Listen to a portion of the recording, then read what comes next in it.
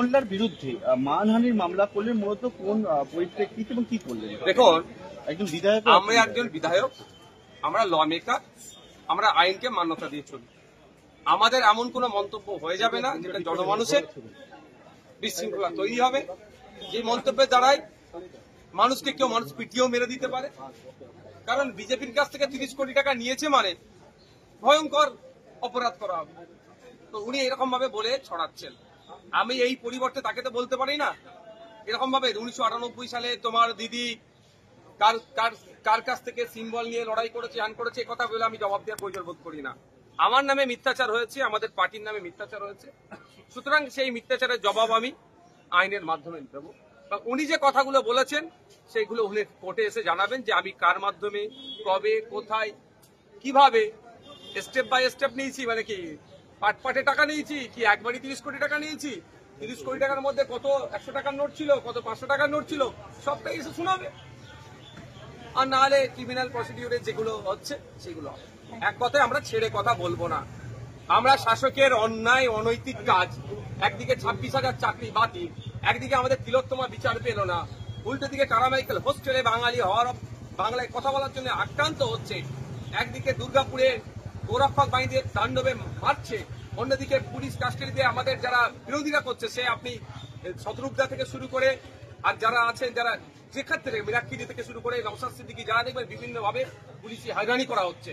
আর উল্টো দিকে এই হয়রানি করে যখন আমাদেরকে আটকাতে পারছে না, আমাদের নামে মিথ্যাচার করে সামাজিক ভাবে আমাদেরকে অপদস্থ করার চেষ্টা করছে। তো এই অপদস্থের জবাব আমি আমাদের কালো কোর্টের মাধ্যমে, আইনের মাধ্যমে বুঝে নেব।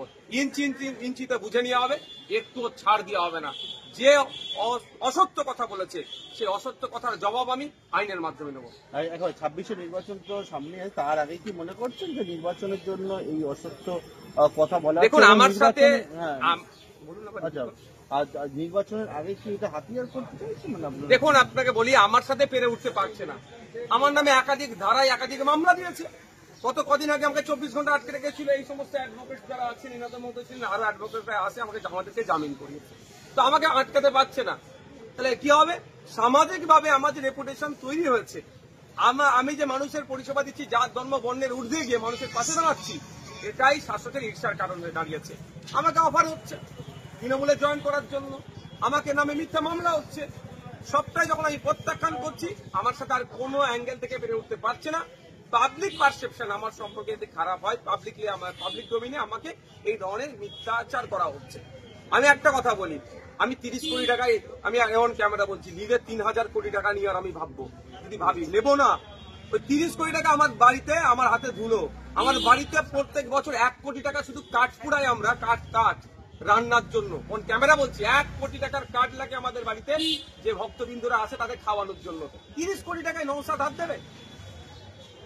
3000 কোটি হলে তাও আমার ভক্তরা বিশ্বাস করতো যে করতে পারে, তাও বিশ্বাস করবে না। আমি প্রসঙ্গক্রমে বলছি 3000 কোটি কেন? একদিকে আমার মিনিস্ট্রির অফার আছে, সেটাকে আমি সরিয়ে দিচ্ছি, আর আবার 30 কোটিতে আমাকে আটকে রাখবে?